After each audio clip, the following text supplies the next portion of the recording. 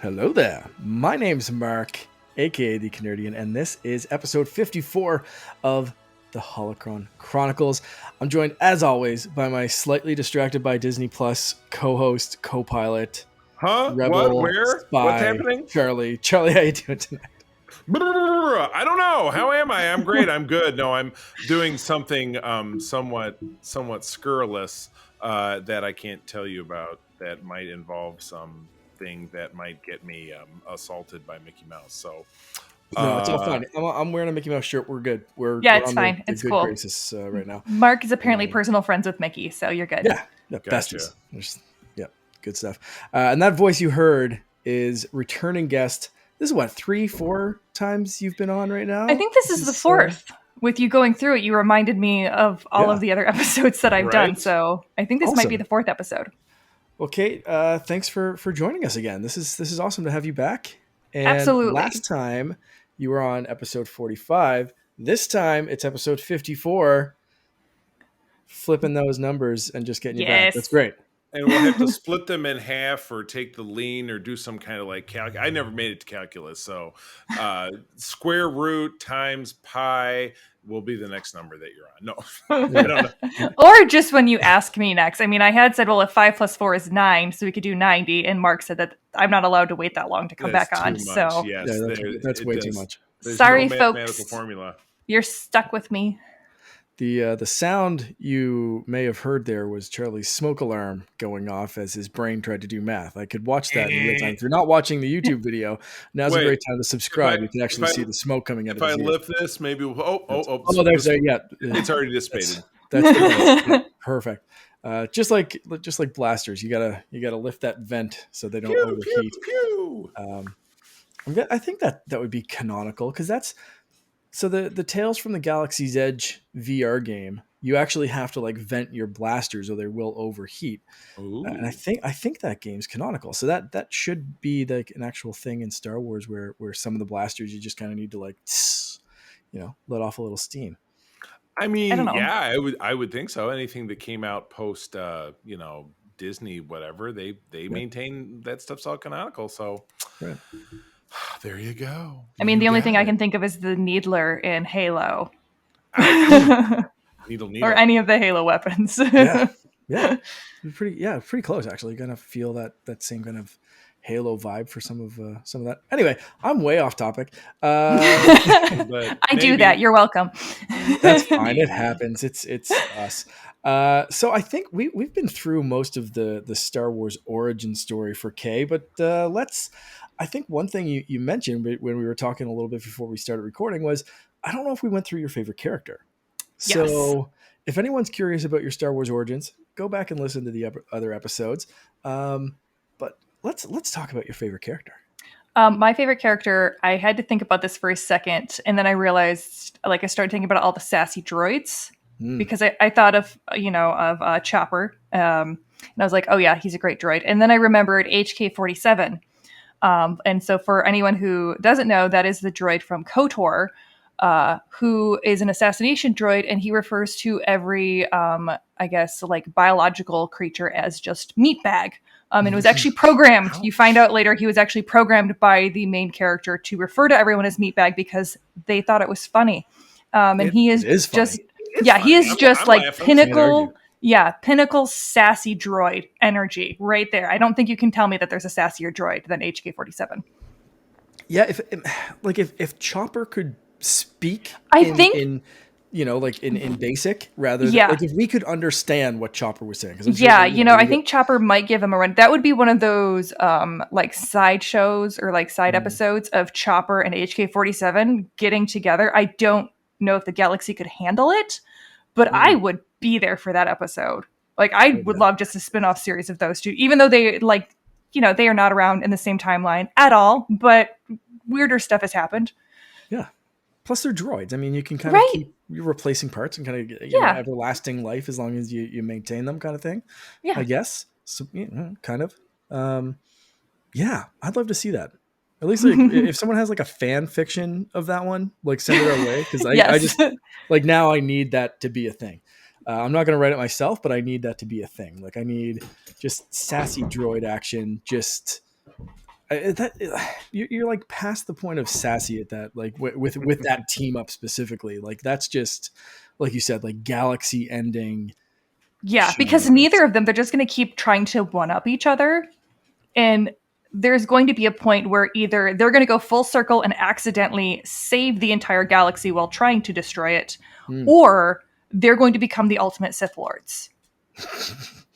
The only one potential saving grace that I could picture for this scenario, aside from accidentally saving the universe, is one of them, probably Chopper, just gets jealous of someone else kind of like having to share that spotlight and just like pushes him out of Right. ship. Well, but that's seen where that you end up before. with the Sith Lord thing, is because there can only be one. Yeah. So then they end up with this huge power struggle. I like it. I feel like we've already written the fanfic at this point. Like, we're giving you notes. So anyone who wants to write this, you can totally do it. Just give us a copy of it. It's amazing how we're not making this big money. Oxford and I have been chasing this for years, and nothing has come of it. I just it's terrible. It's terrible. I'm very disappointing. But if Kathleen Kennedy's listening, say la vie. Oh my goodness. One other one, I can't remember if I asked. Favorite affiliation. This is kind of a newer question. I think you may have been one of the first. I don't know if I answered this. I feel like I might have, just because I know I love the bounty hunters, but also I do love this style of the Empire. Like, right. Just, fascism knew how to make those angles with their clothing. It's always very minimalist. Very angular. The boots. Yeah. It's all about the boots. Aaron and I play, my spouse Aaron, we play the Star Wars, the little mini game with the ships. Mm-hmm. I know the one you're talking about. Yeah, and he likes the A-Wing because it's clunky and it's stupid. So that's his favorite ship. So he's always the Rebels, and I always so fast though. I like the A-Wings. And I play the Empire, of course, and because again, cooler ships in my opinion. They're sleek, they're cool. I know, and you know what? We can agree to disagree. We can agree to disagree. It's fine. Just you can know I'm right. So every time we're playing, I always play the Empire. So a little too soon. Mark is now changing his mind on when he's going to have me on. He's like, she's dissing all my ships. Yeah, maybe we're going 145 for this one. Stretch it out. Yes. Yeah, give her a little time to think about what she's done. Yeah. I just in love, because I honestly I don't care that much. I just always think it's funny when people do care a lot. That's very empathetic of UK. I really think it's funny when idiots care about things. No, I like when people get like aggressive. Like if I say that I like the Empire ship, and they're like, "Oh my god, how could you like this?" I'm like, I don't know. I think they're cool. Like I think the Empire did have style. It's a good thing we don't have. I was gonna say that we don't need to have a Star Wars show where we have you and Todd on at the same time. She'd be like, "I love the Bad Batch." How could you love the Bad Batch? He has told me so many times where he's like, "We're done with David or whatever that makes it." He's like, he's had his time, and I'm like, he will never have his time. If he's making stuff, if he's cashing the checks, that's Filoni time. It's right? no baloney Filoni. You just call it that. Hashtag trademark. There you go. Oh my god. It's officially a Holocron Chronicles episode. We're 9 minutes in. We've already shit all over Todd. So congratulations. I mean, I'm going to try to keep it to a lean 3:30 next time if I can get it in. But yeah. I'm sorry, Todd. We love you. I've got to just replace the starting hello there with just something of making fun of Todd. Just like hello intro there. 2 seconds. Yeah. Hello there. If you want to accept Todd. Exactly. Right. We will not allude to this when we have to do our recorded bit with Todd when the show's over. He's gonna have to listen to it to make sure we're not making fun of him. Yeah, quality control, exactly. Exactly. All right. So hi Todd, I hope you're listening. All right, let's jump into some news, because I checked right before we started recording. I can't see it online yet. I've been looking for the last 2 hours. Nothing. As we're speaking, potentially the new season 3 Mandalorian trailer. I think I just watched it. is somewhere. Oh shit! Wow, No, are really? you serious? Yeah, because Oh my I goodness! just saw on your notes you were like, oh, Mandalorian season 3 trailer. I'm like, oh, I should watch that It was before. supposed to drop during the football game, Yeah. because there's this wild card game on right now. Hold on, let me keep refreshing.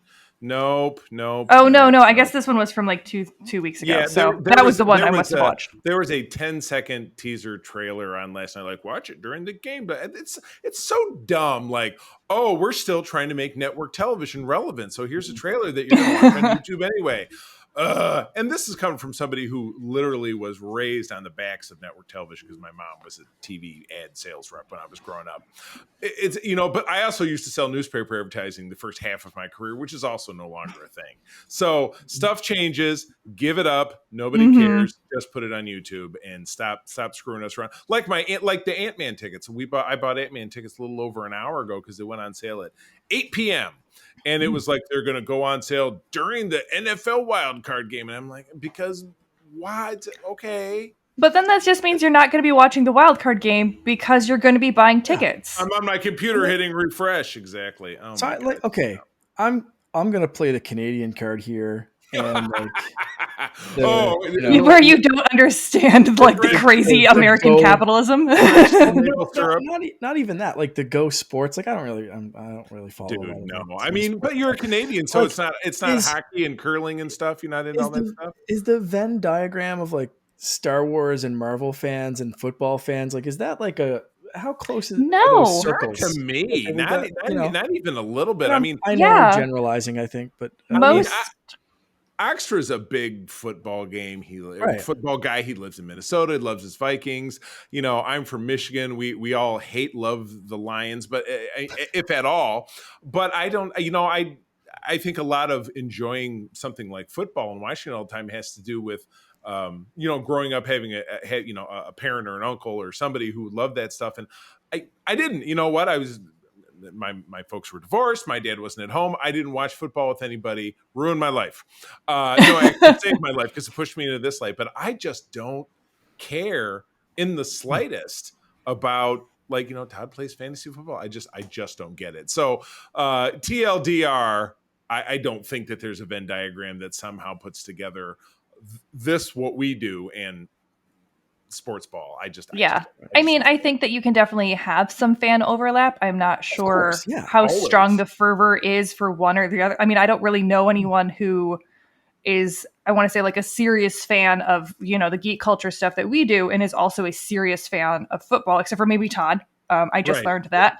And I know a couple for sure that do like full, like that circle, like those two circles are pretty much one circle. Yeah. Like a couple of people I can think of, obviously, but like, general, like to Charlie's point, why drop it there first? Why not?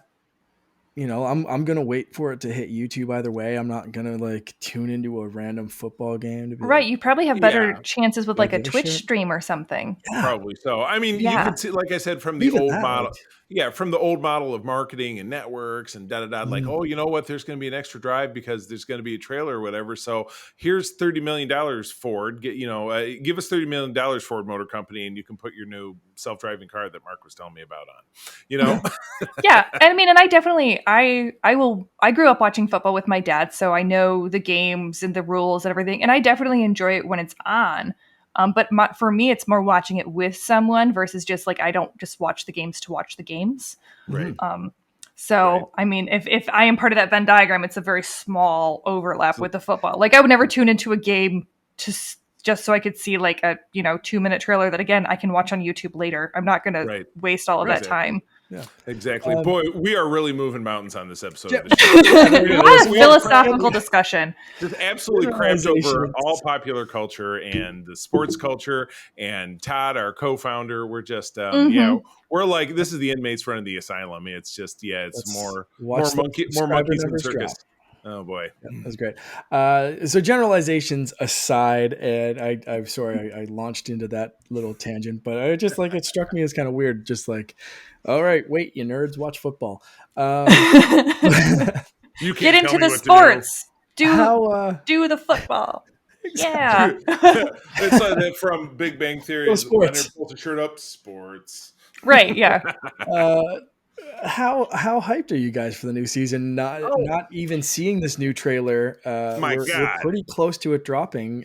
Kay, how you feeling? So I watched the trailer that was from 2 weeks ago, thinking it was the trailer from And that tonight. was very exciting. Yeah, it was super exciting. And honestly, watching it, it felt much more like season one. I was getting the vibes of, Mm. where I love that we're going back to the lore that was kind of sort of explored in Rebels. The Um, Manda lore. the Mandalore. Boom! I see what you did there. Love me That a was good amazing. dad pun. You got that? Yeah. Straight up. So I'm really excited to see where they go with that. I mean, I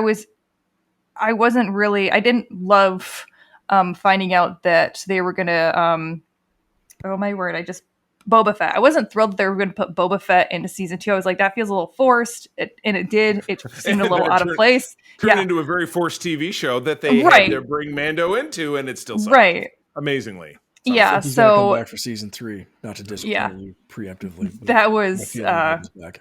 yeah, that wasn't great for me, but I do enjoy where it looks like they're going from the trailer in season 3. So I'm, Mm. one of my trademarks. I'm hopefully or skeptically optimistic, like tentatively optimistic. Skeptically I optimistic. I don't know if you guys saw the new poster. I'm holding it up on my phone. If you Oh want my to see god. the full version. Oh, now that is a great It example of is a working father right there. Look at that shit. fantastic.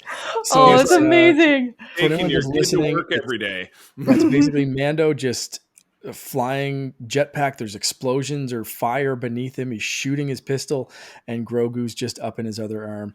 Uh, I wonder if one Grogu's like Oh, clapping because probably, he's yeah. having a great time. Holy shit, this is great. one thing there's a thing on his leg. I'm not sure if it's the dark saber or not. Some people were asking like, "Where's the dark saber?" I think it's there, but it might not be. But it even just that poster is very action packed. Right. Where a lot of some of the other posters have been him kind of walking or the ship Hmm. or this or that. Like this one is just like in your face action. Do you guys want a more action packed, like bombastic kind of That was the one thing that I was a season little bit versus what we got hesitant in Andor? of. Yeah. Yeah, where I was like, I hope that like all this action that they're packing into the trailer, it isn't actually as action heavy as Mhm. they're making it seem, and that it can be more about the history of Mandalore and the problems that arose with it. But Mm-hmm. we'll see. I don't know. What I do you think, mean, Charlie? there's no doubt it'll be explosiony. But again, and it better be full of a lot of action, or we're going to be hearing about it from Todd because he doesn't like talking. Yeah, no, I think that there's room for both, without a doubt. Hmm. Yeah, You know, Star Wars is known for the wars part of it, as opposed to the talky part of it. it's not Um, called Star Talkie. Star talky, Trekkie. I say Or that would be Star Trek. Yeah. yes, exactly. Exactly. So yes, but would I like to see them, embark a little bit more on the world building? I think Mando has done a nice job with some of that, like some of the weird little places Mando has to visit. Remember when he visited that planet that you could see the crazy ring, and then the as the sun rose, you could see it was all cities and stuff like. Mhm. Show us more of that, absolutely. But yeah, to have the That was in majority. Boba Fett, wasn't it? Was it? That was in Boba Fett. That was That's the when Boba Boba Fett Fett went to Halo. spin thing. That was Bo- Halo. Yeah, but wasn't it Mando? Because Boba didn't really it leave. was. It was, but that was the. Remember, there was like 2.5 episodes that were just Mando in the Yeah, middle of Boba because Fett. because Boba Yes, Fett Because sucked. I why do wouldn't they? remember. Yeah, I almost see like Mando stepping into the ready the writers' room, and be like, whoa, whoa, whoa, whoa, whoa, whoa! I did pump the brakes, little buddy. I got this one. Yeah, Yeah. Mando pulls a She-Hulk and is just like, "What are you guys doing?" Yeah, exactly. He takes on Kevin. So for Kevin, it's Kathy, Yeah. Kathy.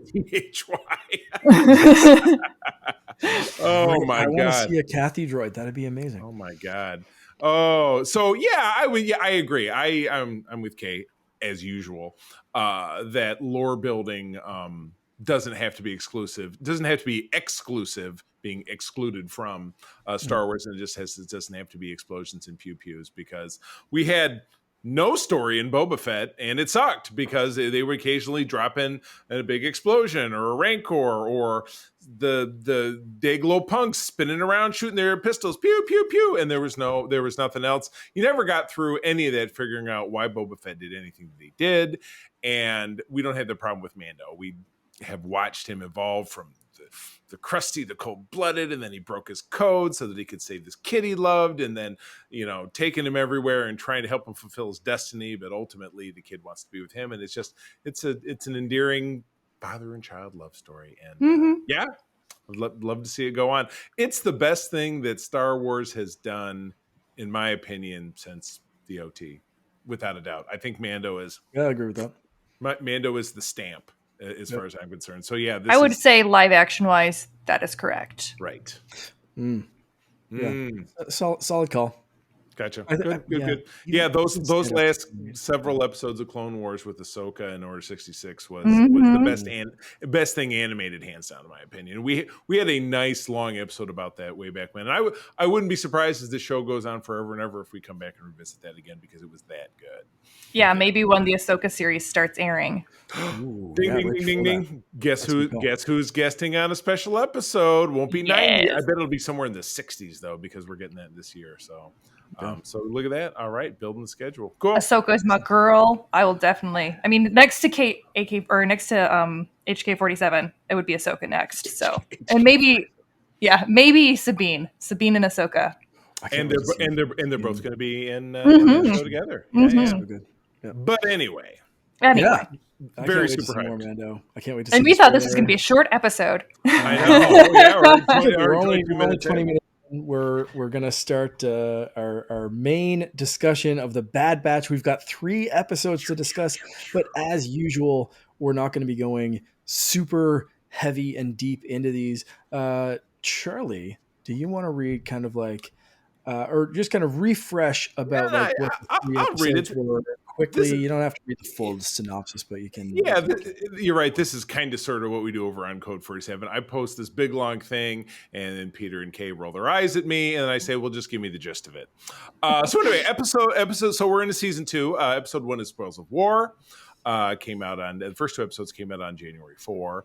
The clones go to Serrano, the home of the late Count Dooku, to pull off a heist. Everybody loves a heist. It's very Ant-Man.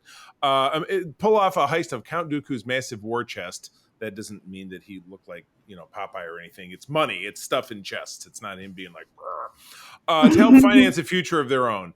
Obviously things go wrong. They get there. The Empire's already stealing all the shit for the exact same reasons. So that, there's a bit of a dust up. They're fighting. I love the fact in this, obviously, that the Bad Batch, they are somewhat military pacifists. They don't kill the other clones. They stun them, which also seems like a bad move tactically, but it speaks to a different issue. But naturally, the team gets split up. Omega Tech and Echo get stuck inside one of these cargo containers that takes off, so they're dealing with that. And then Hunter and Wrecker are hanging on the outside, then they fall off and they land back in the castle. And then, they do some jumping around to try to get loose, and then they escaped into the ruined city. So, man, oh man. Also fun episode that kicks off with them running from giant crabs on a Caribbean planet. So that was pretty cool. That was pretty cool. So yeah, fun way to start. Yeah, fun way to start the season. I was definitely enthused by this first episode. Yeah, it was. I loved how much they just jumped right into things, and it was just like, hey, you can catch up on your own. Otherwise, just here you go.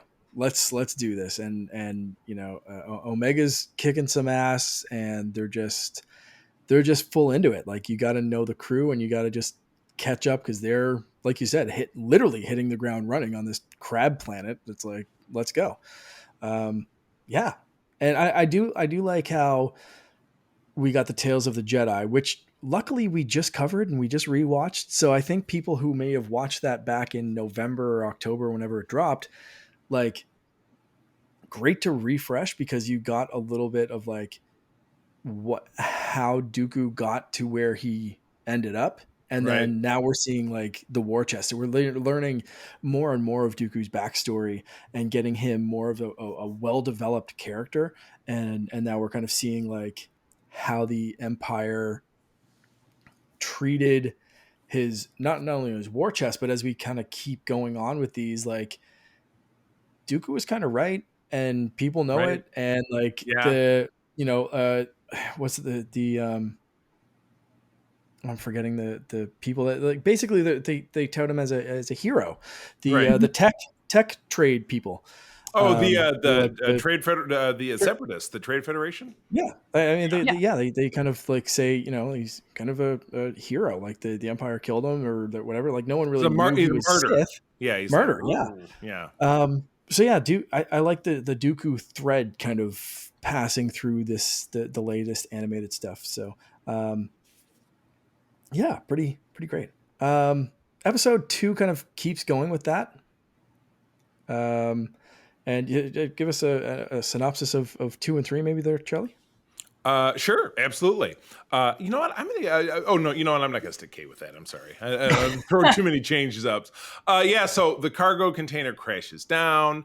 Obviously, our folks, Omega Tech, make it out. They meet a guy named Romar Adele, who is a local, and he's voiced by. I'm like, oh, I can't pick that voice. It was Hector Alonso, who was, if you love the 1990 film Pretty Woman, he was the guy who worked in the hotel who helped Julia Roberts out. So there you go. There's a sneak for you, because that's the way my brain works. But anyway, he takes them in and he kind of gives them like, we're the Serrano or the Serranoites, and we want to preserve our culture, and we don't. And it's still Omega is like, well, if we steal this war chest, we'll share it with you. Just help us. And he's like, I don't want that. I want our culture back. That's the most important thing to me. Money is not going to get us really what we want. So they continue to slug it out. Echo and Tech are helping her, try to get that, they're trying to save her from trying to steal that back. And there's a great moment. There's a great Indiana Jones and the Last Crusade moment where she's hanging from a cliff and trying to reach something, and we get a real Indiana, let it go, and he's trying to grab the Holy Grail. I thought that was pretty sweet. Yep.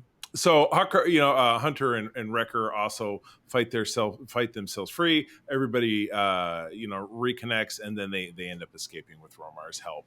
And then that Vice Admiral Rampart, so he's the bad guy that we saw. Obviously, he's the main big bad of this. We saw him last season, and he shows up and he's talking with the local clone on the ground, and he's like, Wilco. Yeah, so it was like it was Clone Force 99, huh? He's like, yeah, sure was. He's like, well, I reported that they were dead, and if you report that they're not dead, it's going to kind of be like a black mark on my record, so you're not going to be able to do that. And Wilco's like, well, I'm not going to falsify a report. I'm just not going to do something like that.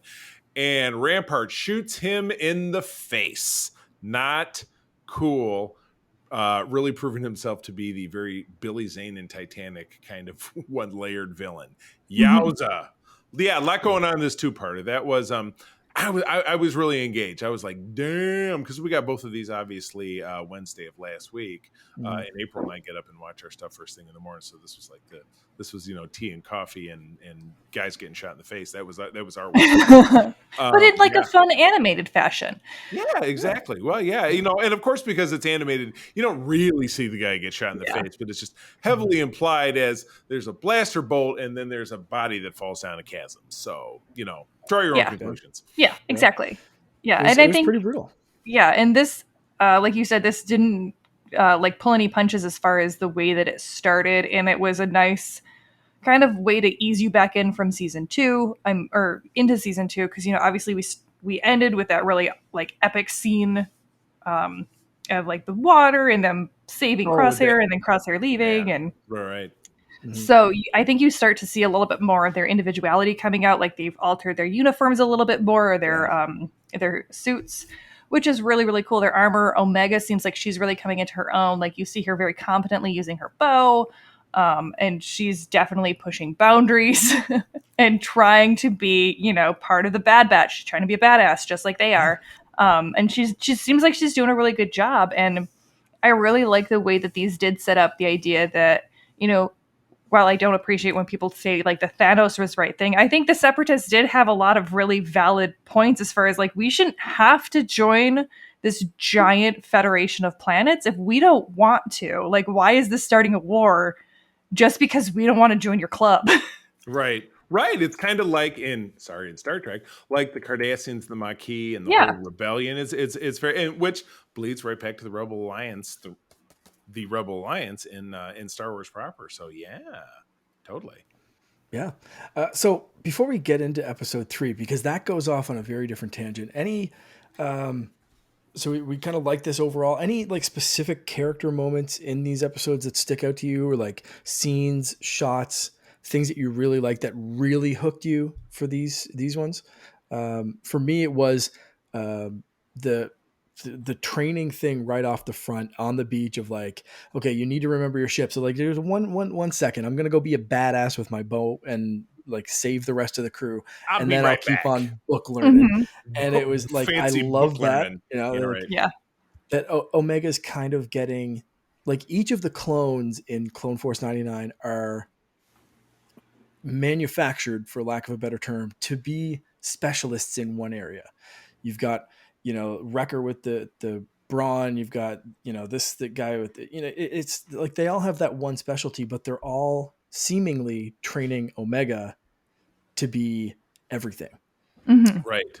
The, You know, the Jane of all trades, as it were. Yeah. So Mhm. I kind of love that it's you see, like, I guess clones have their accelerated growth and she doesn't. So there is going to be a point in the future where it's kind of going to be like TMNT's last Ronin kind of thing of like, there's one left and it's her, but she has like all the skills, all the weapons, all the whatever, piecemealed armor. I could even picture in the future of like all her fallen fathers, Brother, Yeah. donors, team. the donor. Yeah. Well, and it Yeah. possibly force sensitive because we still haven't had that really answered as far as like what she was manufactured for. Right. Right. Yes, exactly. So- hopefully it's not going to turn out like Doll over on Prodigy, right, Kay? Wink. Oh, don't even start with me, Charlie. This is not Code 47. Sorry, couldn't help. Why do you wound me like that? I mean, if you want to have me go off about Prodigy versus Bad Batch, I can, and I have. I think we shan't. As it were. So what about you guys? In the first 2 episodes specifically, anything that stood out to you as like, yeah, I'm instantly hooked back into this show. I mean, Let's go. I think definitely like watching Omega be a badass with her bow, because that's what I was waiting for through season 1. So just seeing her just right on the uptake, be able to do that. But I also really like the scene where they were trapped in the cargo container and like trying to figure out how to do that in the really creative way that they would be like, okay, we're going to eject it and then we're going to use the thrusters. So I thought that was like kind of a cool, like kind of scene of chaos.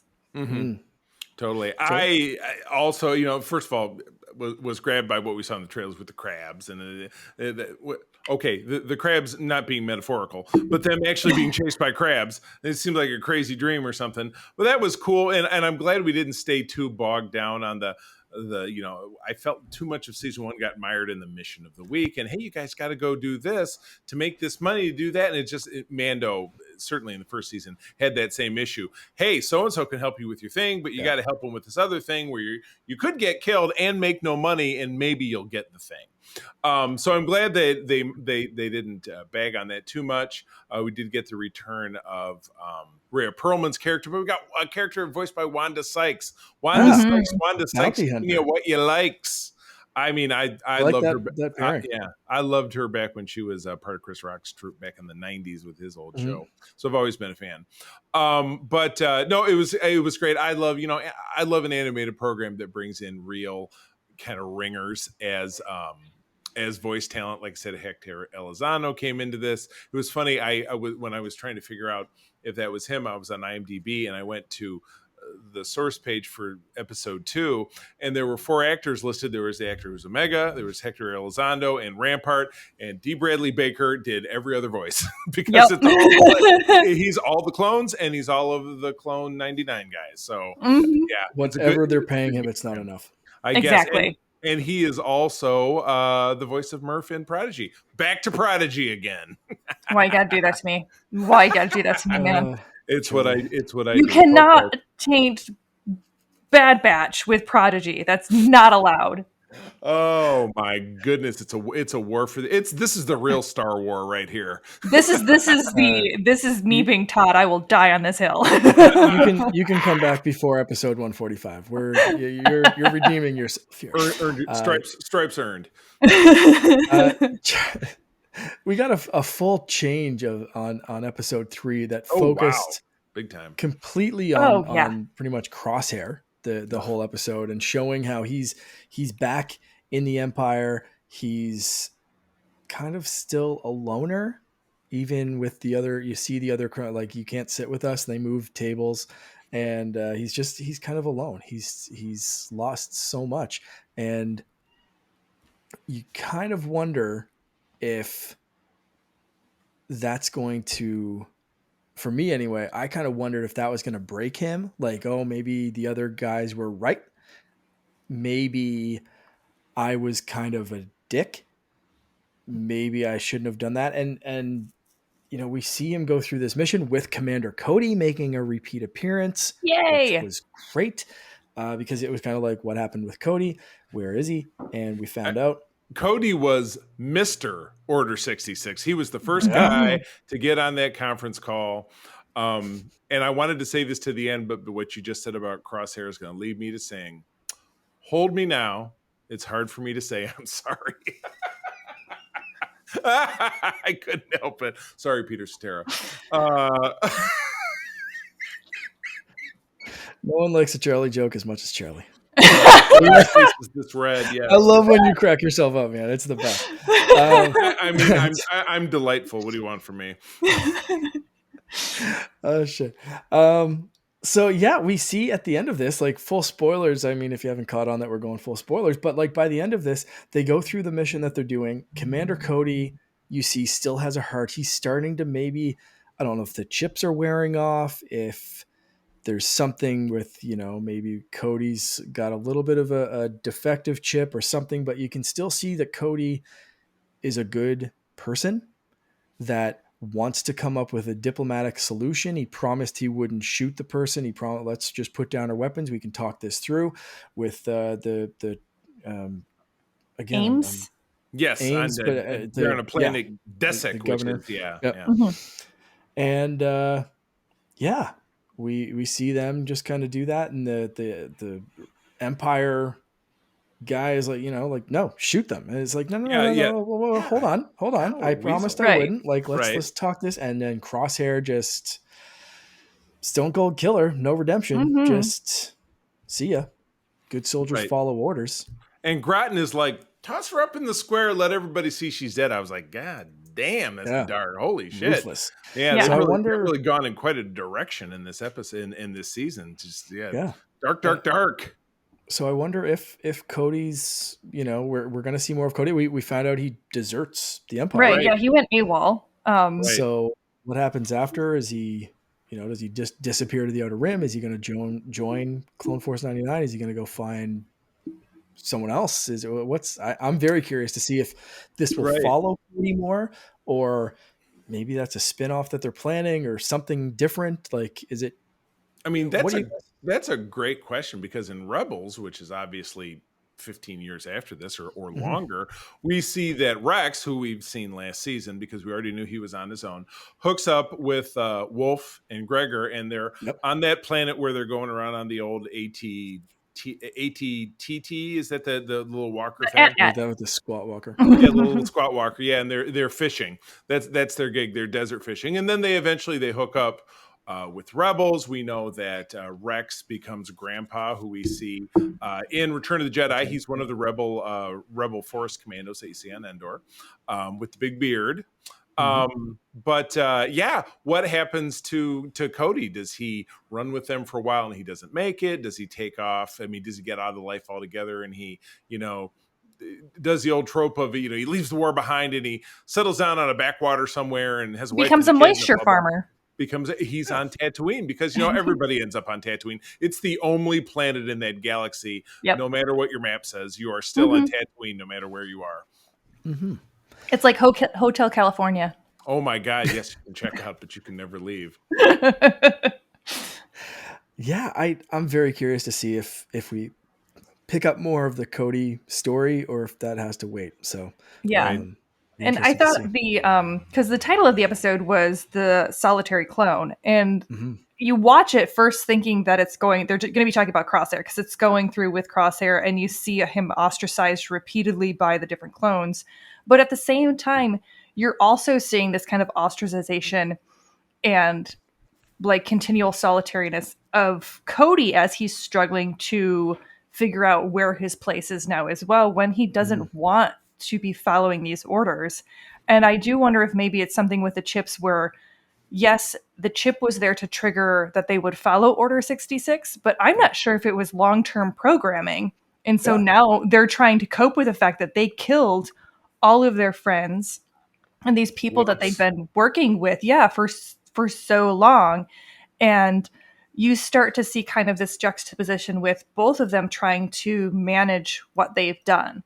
And where, Crosshair's kind of doubling down on it. And he's like, no, this is it. We're following orders. But he also maybe ends the episode trying to determine, because I think him and Cody, don't they have a conversation about like how, what makes them different than the drones that they were fighting, than the clankers at this point? Because Mhm. if they're just following orders, why do they need to be people?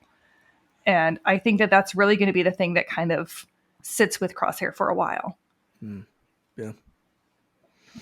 I have to say, as much as you want to like hate Crosshair through this episode of like, especially with the Stone Cold killing at the end, Mm-hmm. that shot where he's just like, give me a line of sight and he bounces it off those little reflector Oh coin my word, things that up the was staircase. It was like, holy absolutely shit. phenomenal. That That entire was fight scene, Come like on. that, yeah, right. that entire fight scene was probably I would say maybe one of the best ones I've seen in an animated series. It was Wow. Hell yeah.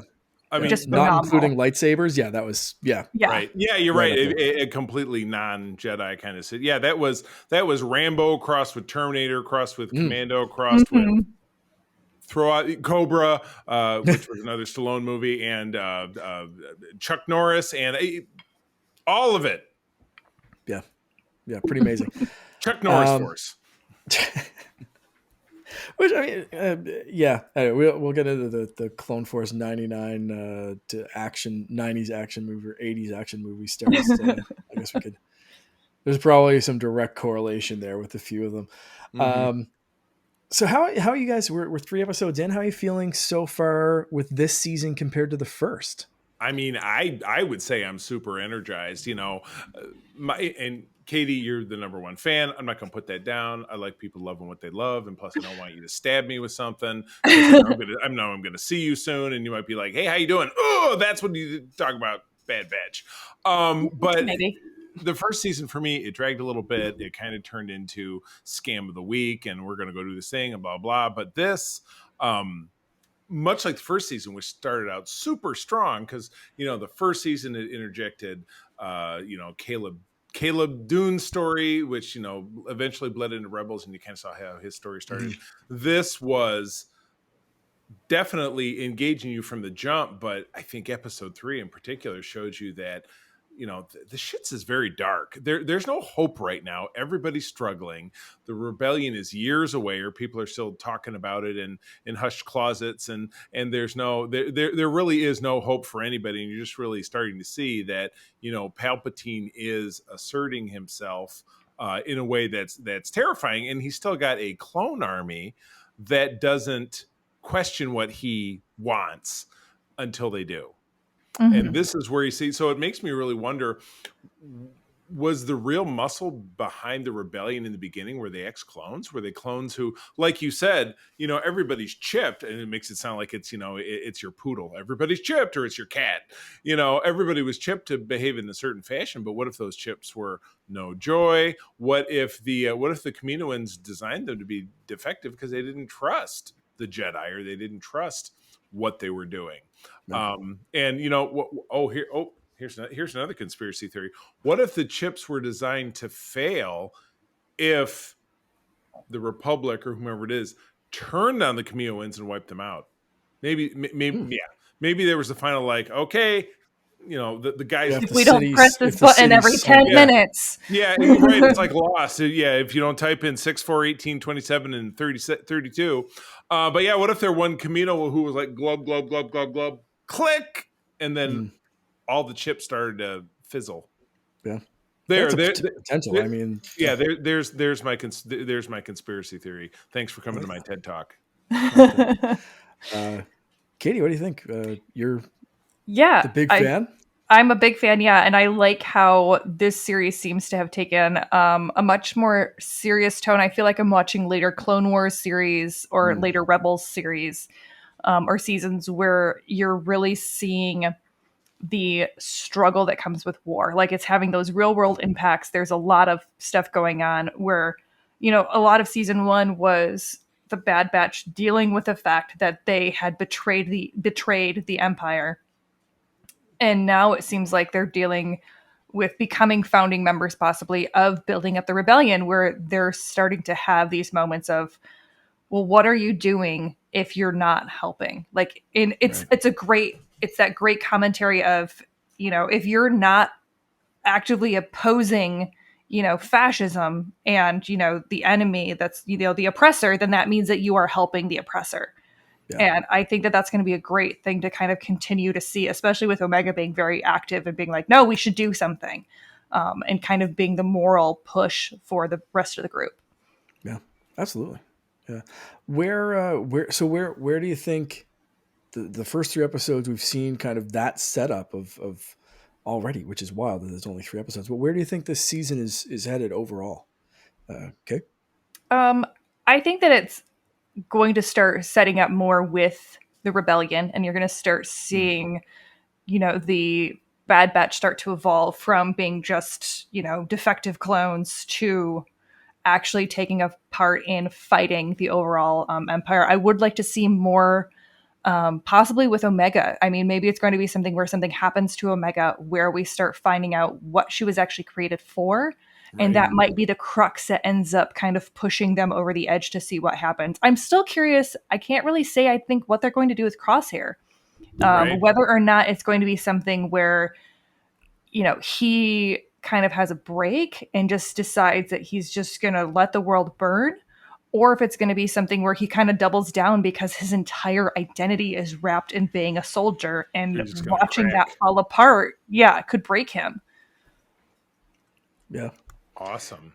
There was something, I'm just trying to quickly look it up. There was something about like this tying into Mandalorian. I mean, there's hold on, here we go.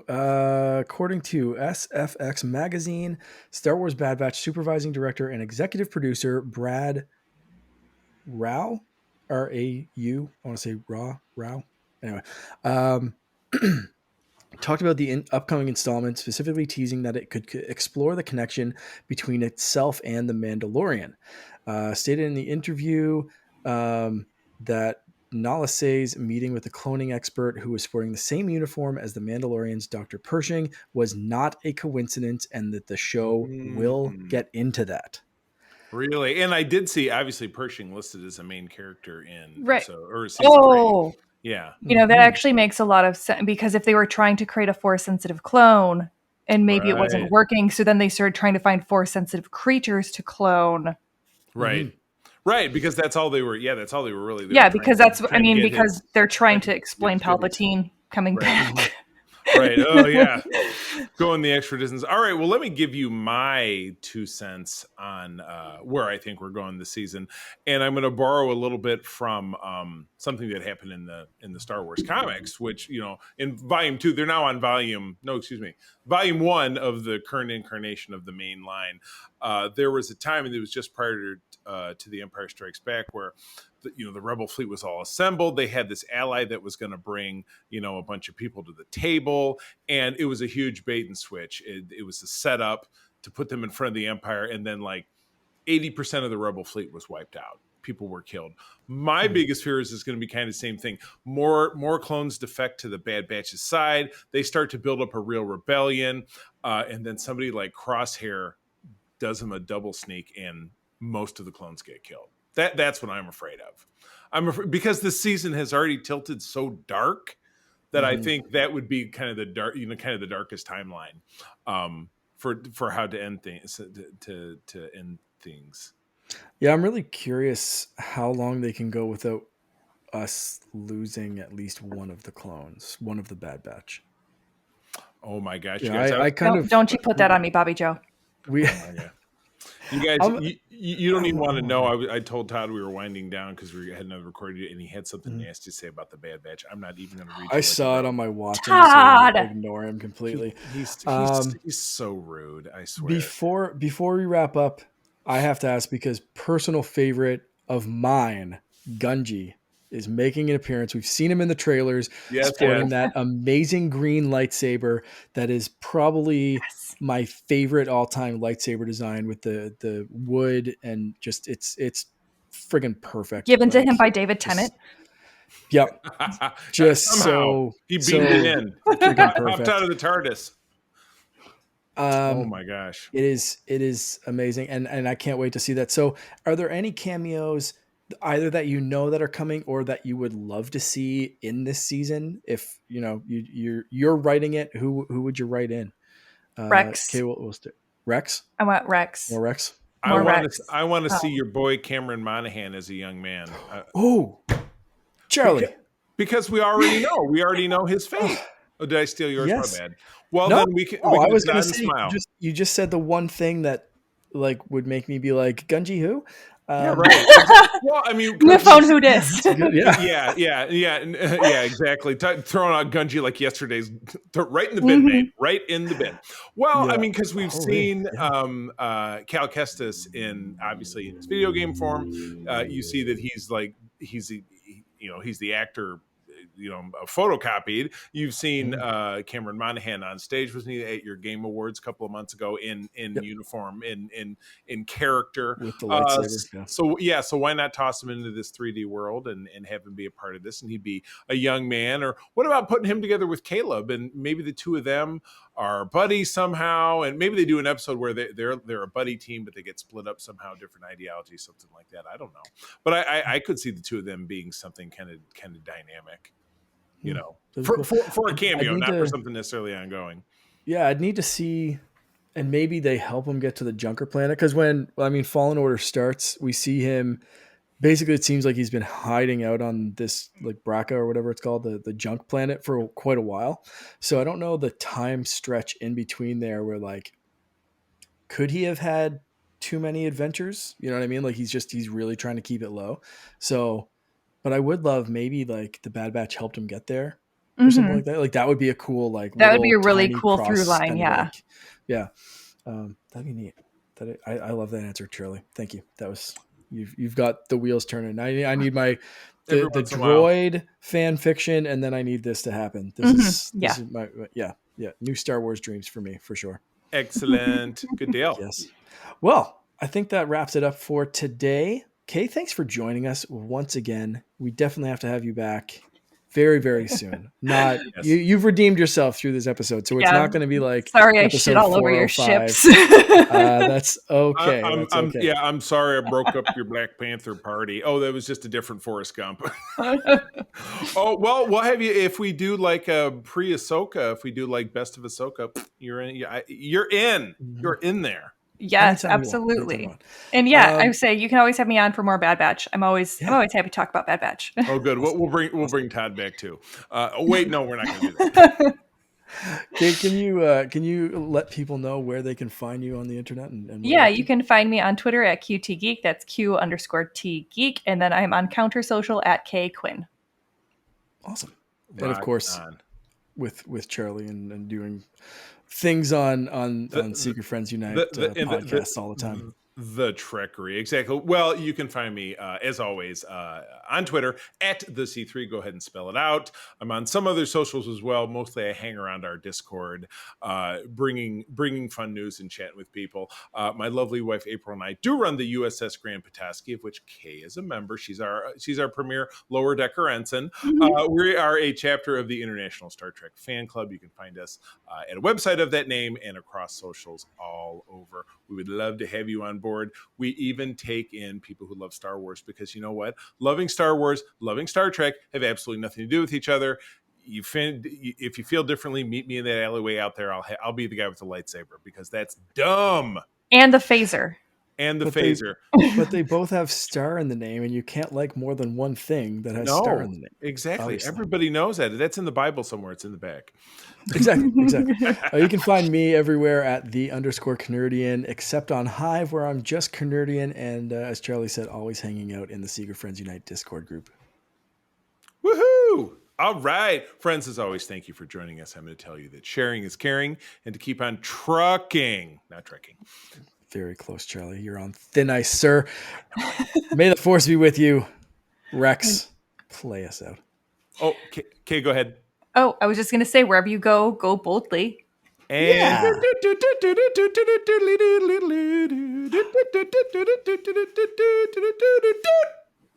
Oh, big ending. This podcast is part of the Secret Friends Unite podcasting network. Visit secretfriendsunite.com for more great shows, articles, news, reviews, and more. Secret Friends Unite podcasts are available on Apple, Google, Spotify, and other podcast services around the world. If you'd like to be part of the conversation, you can join us on Facebook or our new Discord server, or follow @SecretFriendsU on Twitter. Please subscribe to Secret Friends Unite on YouTube and visit our merch store at tpublic.com. Just search Secret Friends Unite. Thanks for listening.